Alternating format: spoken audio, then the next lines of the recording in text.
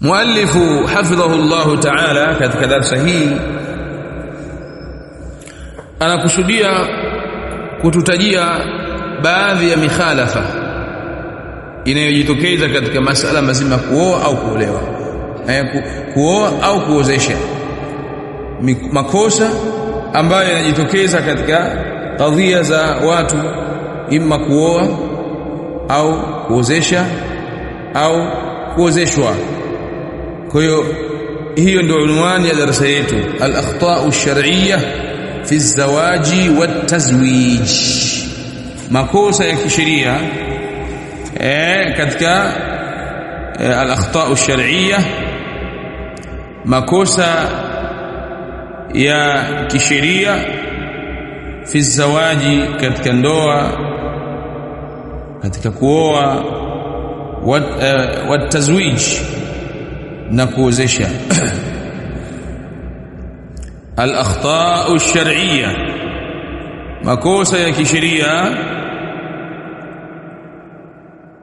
fi az-zawaji wat-tazwij, kuhusu kuoa na kuozesha. Panatokea makosa gani kwa pande zote mbili? Makosa haya yanafanywa na baadhi ya akina mama, wanawake wa Kiislamu. Makosa haya yanafanywa na baadhi ya mabinti wa Kiislamu.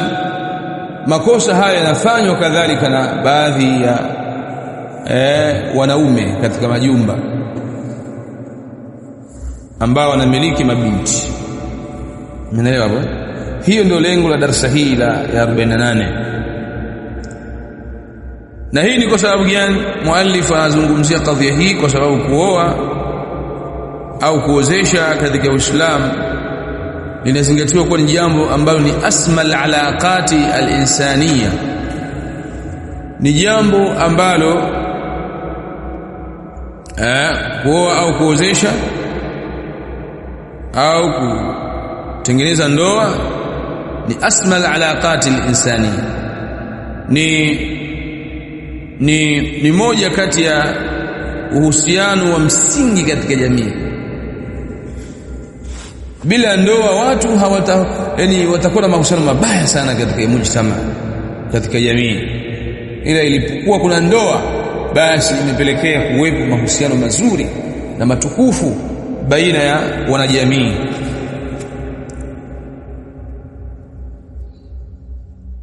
Kwa hiyo ndio maana muallif anataka kuzungumza jambo hili, na Uislamu umebainisha yale ambayo yanawajibika kuwa juu yake hii ndoa, kutokana na masharti na hukumu mbalimbali, kwa ajili ya kuhifadhi haki ya anayeoa, haki ya anayeolewa, haki ya anayeozesha, haki ya anayeozeshwa na jamii kwa ujumla. Lakini wametokea baadhi ya wanawake na baadhi ya wanaume na baadhi ya mabinti leo hii wakawa ni wenye kufanya makosa ya kisheria kwenye jambo hilo, makosa ambayo yanapingana na yale ambayo yamekuja kwenye Qur'an na Sunna. Sasa miongoni mwa makosa ni hili ambalo amelitaja muallif hafidhahu Allah ta'ala. Anasema kosa la kwanza ni ijbaru, anasema hivi, ni ijbaru الشاب أو إجبار الفتاة، إجبار الفتاة على الزواج بمن لا تحب. hilo ndio kosa la kwanza, ijbaru alfatati, kumlazimisha binti ala zawaj, juu ya kuolewa, biman la tuhibbu, kwa mwanaume ambaye hampendi. Hilo ni kosa la kwanza, ijbaru alfatati. Msikiliza, ijbaru alfatati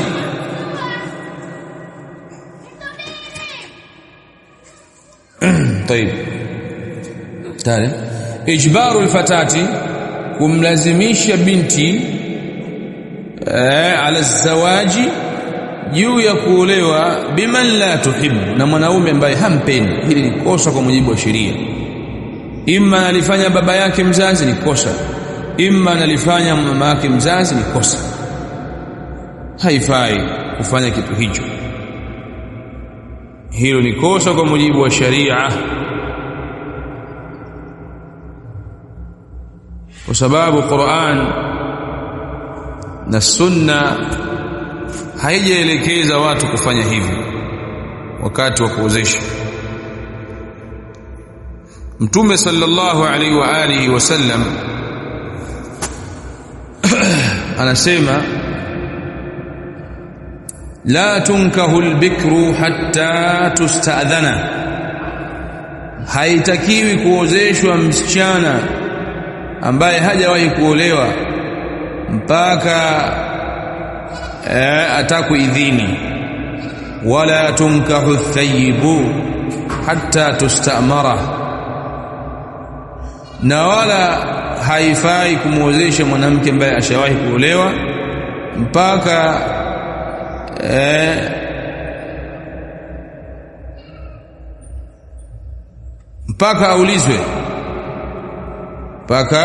aulizwe.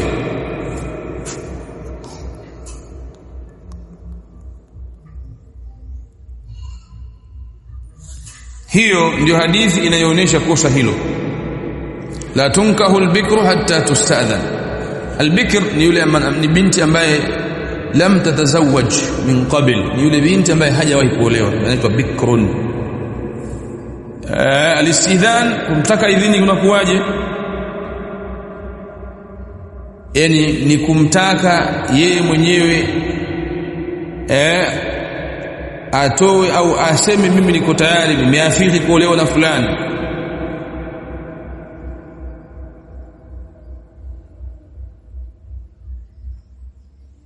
Nimeafiki kuolewa na mtu fulani. Hiyo ndio maana hatta tusta'dhana, mpaka atakwe idhini yeye mwenyewe binti.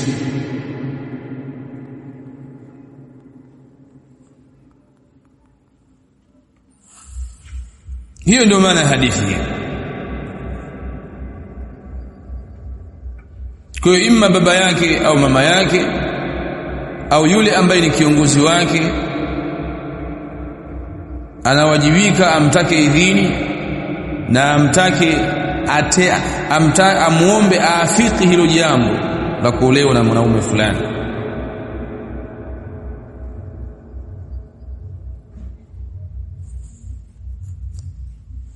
Na istidhani hii ya binti ambaye hajawahi kuolewa inaweza kuwa ni mubashara mwenye binti akaulizwa na wali wake, na yeye akasema mimi niko tayari kuolewa na fulani.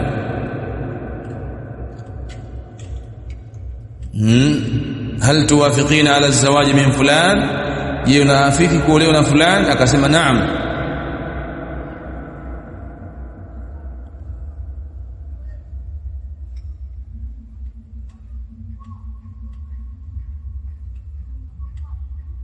Sawa, imma kwa waziwazi au kwa kuashiria, kwa kutoa tu viashiria. Anaweza akasema waziwazi au akatoa tu viashiria. Akiambiwa uko tayari hilo, basi akafurahia, lakini hasemi waziwazi kama mimi niko tayari kuolewa, lakini ikawa tu anachekea na kufurahia hilo jambo.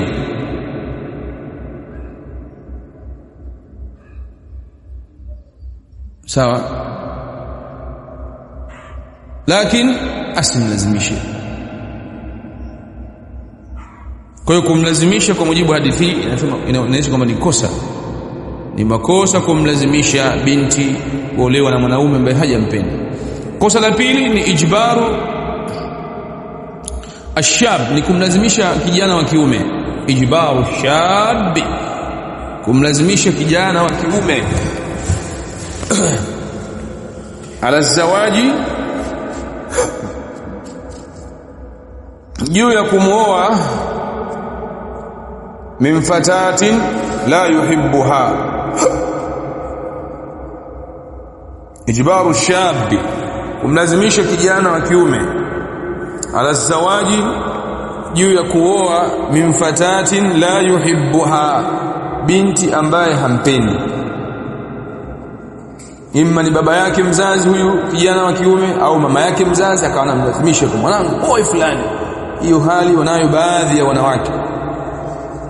Akamchagua binti fulani kwa sababu amempenda vile alivyo, tabia alizonazo, mfano wake yule mama amemwona yule binti ni mzuri, basi akapenda mtoto wake wa kiume amuoe huyo. Kwa hiyo akamlazimisha kijana wake wa kiume amuoe binti huyo. Hilo ni kosa kwa mujibu wa sheria ya Uislamu. Hilo ni kosa. Ijbaru shabi, kumlazimisha kijana wa kiume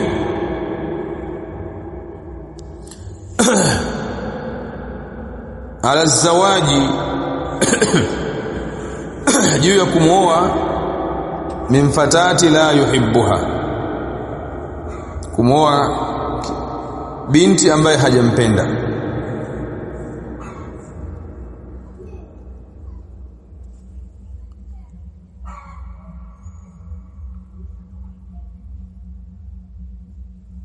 Na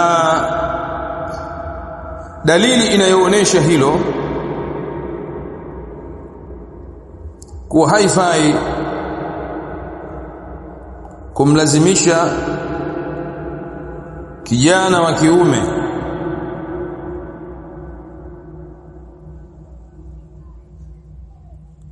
aolewe au amuoe binti ambaye yeye mwenyewe hajampenda, lakini kinyume cha ile ya kwanza. Sawa, ni hadithi ya Mtume sallallahu alaihi wasallam aliposema la yahillu limra'atin, si halali kwa mwanamke lakini haram, an tu'mira zawjaha, kumtaka mume wake, an yutalliqa imra'atahu, amtariki mkewe, liyatazawwajaha, ili amuoe yeye. La yahillu limra'atin, ni haramu kwa mwanamke an tu'mira zawjaha, kumtaka mume wake, an yutalliqa imra'atahu, amwache mkewe, liyatazawwajaha, ili amuoe. Kutokana hadithi hii kama inda Muslim, fahima alulama min hadha alhadith, wamefahamu ulama kutokana hadithi hii wala yajuzu li ahadin, haifai kwa yoyote yule, an yujbira shabba, kumlazimisha kijana, ala zawaji, kumwoa binti ambaye hajampenda, hajamridhia, kwa sababu ndoa lazima isimame ala raghabati wal muwafaqati almutabadila. Ili ndoa isihi lazima isimame katika msingi wa kupendana na kuridhiana na kuafikiana pande zote mbili. Meleka, hilo ni kosa la pili min al-akhta'i ash-shar'iyyah, miongoni mwa makosa ya kisheria, fi zawaji wa tazwij, katika kuoa na kuozesha. Kosa la tatu ni tazwijul fatati, kumuozesha binti binaan ala mali rajuli, kwa kujengea tu mali alizonazo huyu mwanaume. Tazwijul fatati, kumuozesha binti binaan ala mali rajuli, kwa sababu ya mali alizonazo huyu mwanaume, wa madhharihi, na muonekano wake, duna an-nadhari ila dinihi wa akhlaqihi, basi na kuangalia dini ya huyo mwanaume na tabia zake.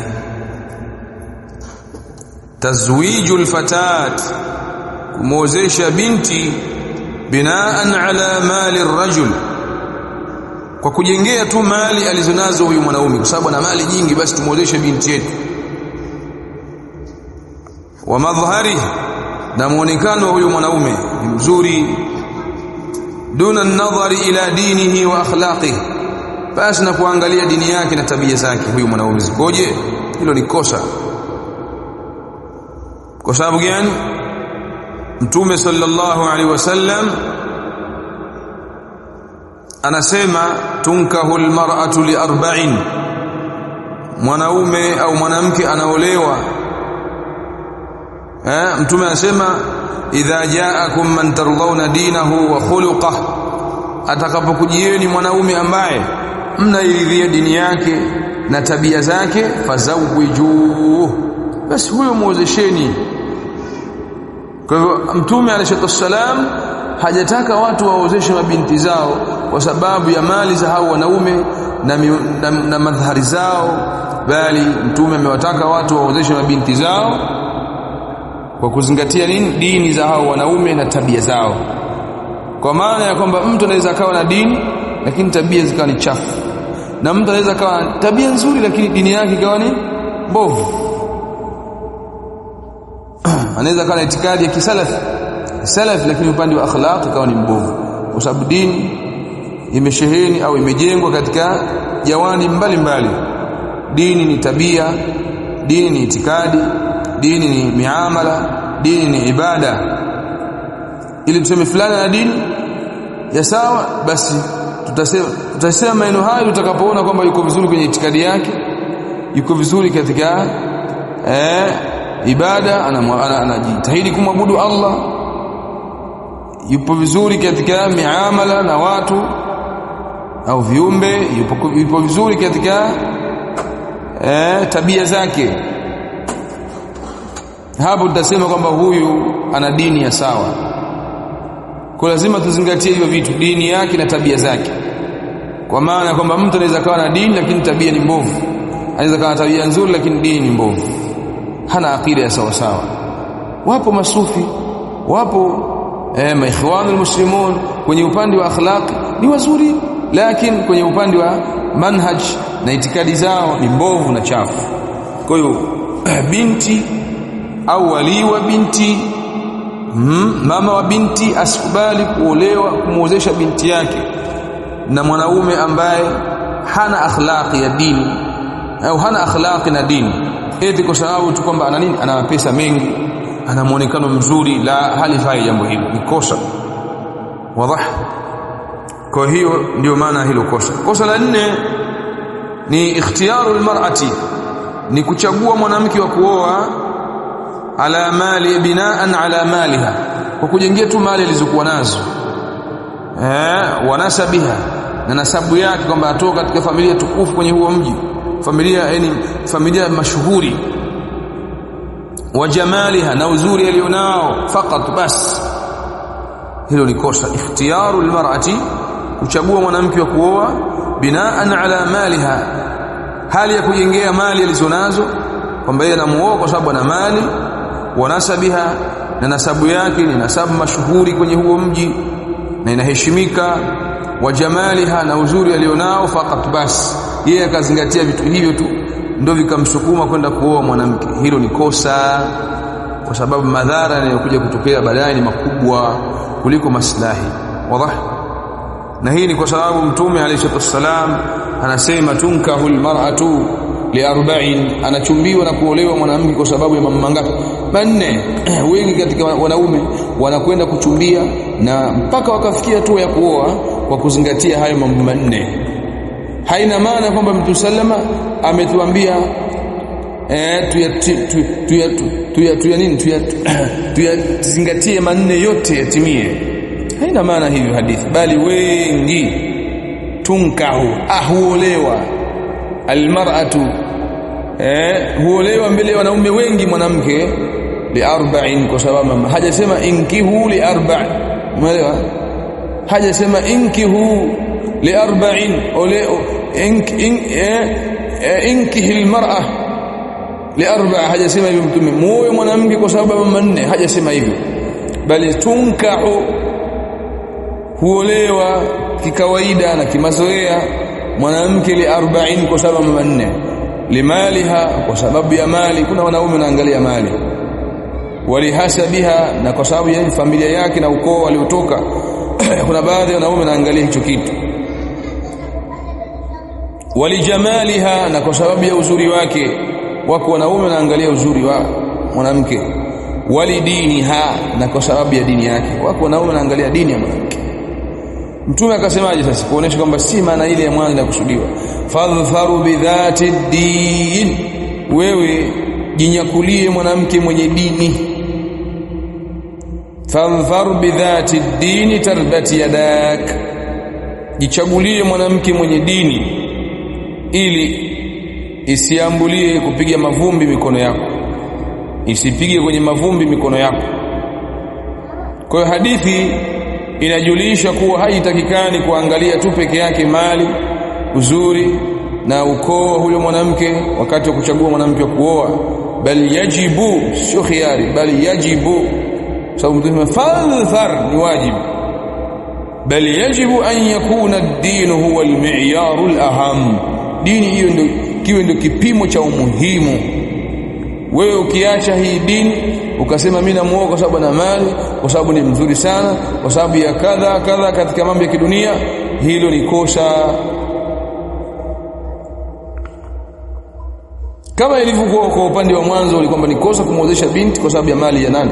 Mwanaume, na madhari nzuri ya nani? Mwanaume. Wazi?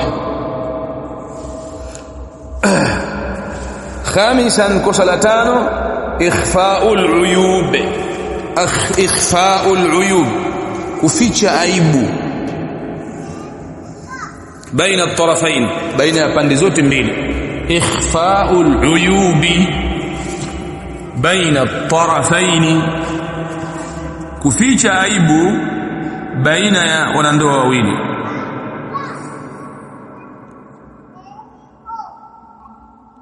Ikhfa'ul uyub baina at-tarafain,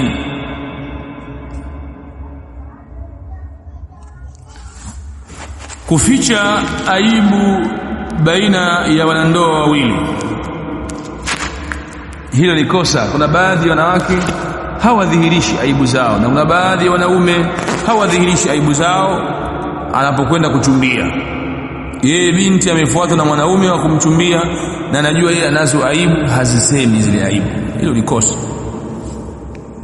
Na aibu hizi ziko za aina tofauti tofauti. Kuna aibu za kimwili kama vile mwanaume kushindwa kufanya tendo la ndoa na wala asimwambie yule mwanaume anayetaka kumuoa, au mwanamke hana uwezo wa kuzaa na wala asiseme kumwambia huyu mwanaume, au huyu mwanamke jicho lake moja ni chongo, ni aibu, hajasema kumwambia huyu mwanaume,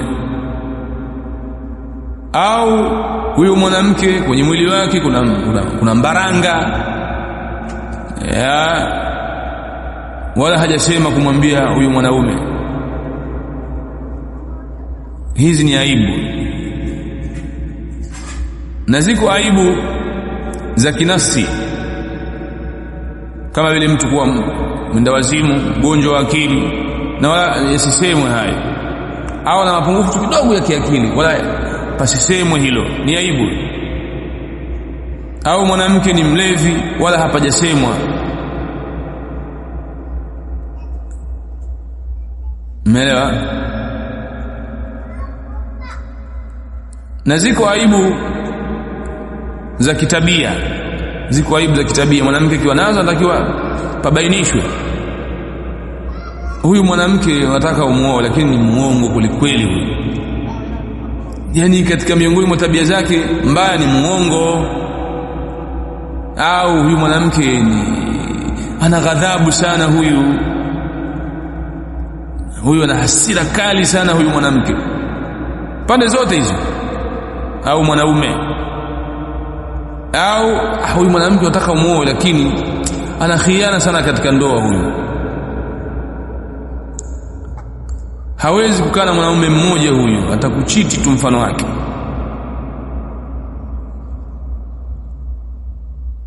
Umeelewa?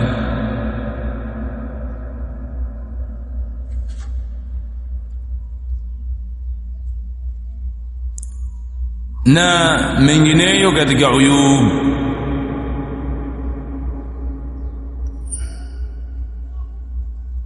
Na mengineyo katika uyub. Kwa hiyo kuficha hizo aibu ni makosa. Kuficha hizo aibu ni makosa kwa mujibu wa sheria. na dalili ya hilo ni maneno yake Mtume sallallahu alaihi wasallam aliposema almuslim akhul muslim, muislam ndugu yake ni muislam, la yadhlimuhu, hamdhulumu. Kwa hiyo kuficha zile aibu ni dhulma, kuficha hizo aibu ni dhulma. Uislamu unataka watu wawe wa kweli. Wanandoa wawili wanapotaka kuoana, wachumba wawili wanapotaka kuoana, kabla zawadi wanatakiwa papite ukweli na uwazi baina yao, idhhari al-uyub, kwa kudhihirisha aibu alionayo kila mtu, imma ya kimwili au ya kijinsia au ya kimaumbile au ya kitabia, kwa sababu jambo hili likifichwa litaathiri tu mahusiano ya ndoa baadaye. Kosa la ngapi? La 5. Kosa la 6, rafdhu tazwiji ar-rajuli biduni sababin shar'i. rafdhu madha?